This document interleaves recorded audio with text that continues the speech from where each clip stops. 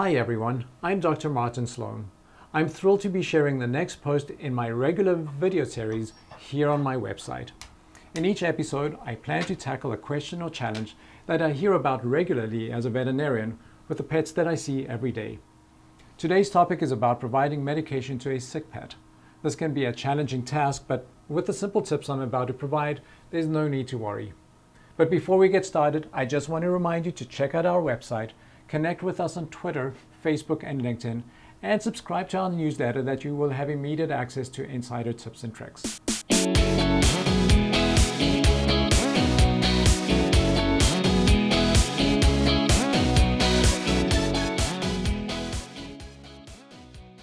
It's common for animals to need medication from time to time. However, it can be challenging to administer the medicine to your furry friend. First, you'll want to keep these simple suggestions in mind, no matter what kind of medication you're administering. Remember to read the labels. Ask your vet if the meds need to be given on an empty or full stomach. If necessary, find somebody to help you in the process. Medicate on a hard but not too slippery surface, and stay calm. Pets can sense nervousness, which can make this job even more difficult. Reward your pet with a small treat after you're done or even before you're done.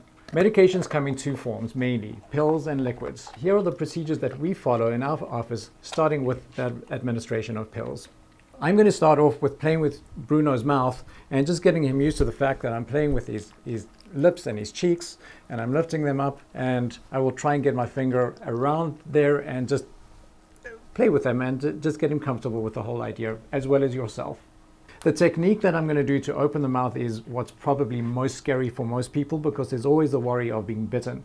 The best way to try and protect yourself is take your thumb and your forefinger on either side of the cheek, just behind the level of the canine tooth.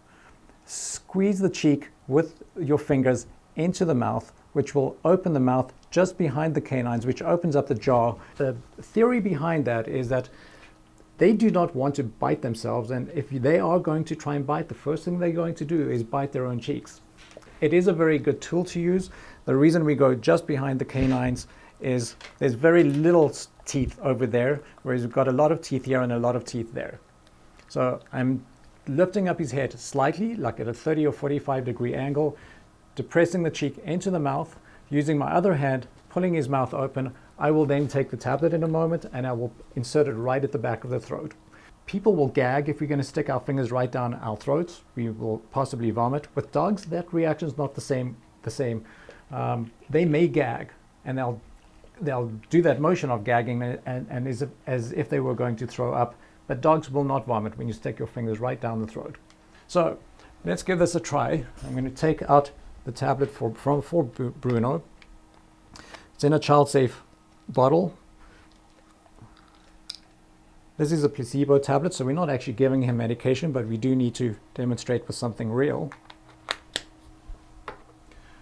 So my technique, I'm holding with my thumb and my forefinger of my right hand. Just because I'm right-handed, it's easier for me to control what's going in the mouth. We're going back to that technique. Fingers, pinch squeeze inside there. Use your back fingers to open the mouth. Fingers down the throat, and you can push the tablet as far back as you can, keeping the head up. And once he's done that swallow and the tongue comes out, then you know that tablet's gone down. Sometimes it works probably more so with cats, and we'll show you that in a moment. Sometimes you need to blow in the face to stimulate a swallow, or sometimes you'll just massage the throat, and that will actually stimulate the swallow. Okay, so as far as liquids are concerned, now that we've got the tablets down, I've got just some water over here and a syringe, and sometimes it is necessary for us to medicate them with some liquids. The key over here is to find or locate that pouch between the cheek and the teeth. So this whole little groove over there, or that whole little pouch, is where we're going to stick all the medication. The beauty of that, you can put in a reasonable amount of volume in there, and it's not being shoved right down their throats so that it's too much for them, that they cannot swallow, and it'll go down their air passage. So again, it's just a matter of trying to control. You probably will need a second person to help you in most cases. Opening up that cheek, getting the syringe in there, squirting into that pouch, keeping the head elevated, and you can see he's swallowing at a very natural pace. Okay, so with the power of video and editing, Bruno became Princess the cat. So what we're going to do, cats are always a lot more challenging than dogs. Not all cats are amenable. They've got many more weapons than a dog's. They've got claws on all 4 feet, and they've got a mouth, and believe me, they can use it. I prefer pills over liquids in most cases because once the pill is down, it's down. When you're using a liquid, sometimes it gets in the side and they don't like the taste and they start frothing and foaming, and it's just, I kind of joke that it almost looks like they have rabies. Again, the first thing that you want to do, you're going to want to have her on the table. You're going to need to assess what she is like. Some cats will be very amenable, and if you're comfortable with them, I normally will just grab their head from behind, like just in front of the ears, grab the ears there, behind, and I'm holding the whole skull with my thumb and middle finger and thumb. And I've got full control of that head, moving it up and down. The trick about cats is you want to get that head fully up as much as you can.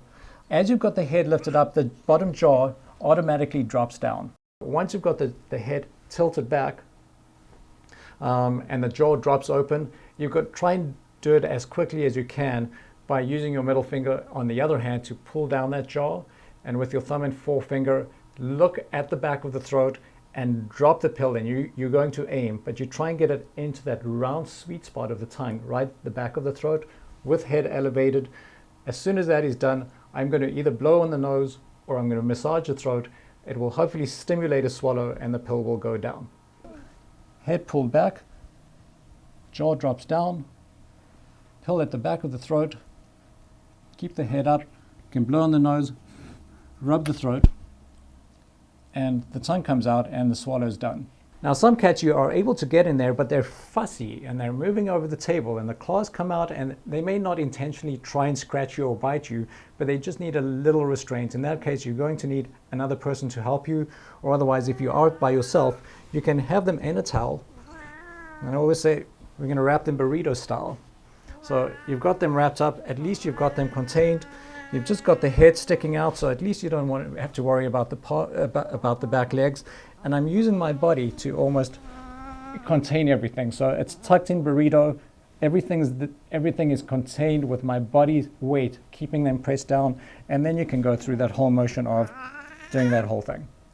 For the liquid medication, it's pretty much the same as a dog. You try and get them into the pouch. It's not quite as simple, but I will try and get them into the pouch as much as I can. And just feed it more slowly rather than quickly. And that's why we do it slowly, because the possibility of it going down the wrong air passage is much higher. So we try again. A little bit. In this situation, I may actually just pry the mouth open and just do it inch by inch, and hopefully the medication is something that they tolerate. If it's a bad taste, again, you're going to see the frothing all over, and it's going to last for that 15 or 30 minutes, and they will possibly go and hide and not forgive you for a half a day. So hopefully with these instructions, you will feel less anxious the next time you have to administer medication for your pet. I would be happy to answer though any of your questions, so feel free to share them in the section below. Also, we'd love to have you come by our clinic. We can chat in person, maybe we can demonstrate in person, and it's there for us to optimize your pet's health. Spend some time on our website, sign up for our newsletter, and send us an email. We would love to connect with you in person. Thanks again. I'm Dr. Martin Slome. Until next time, have a wonderful day.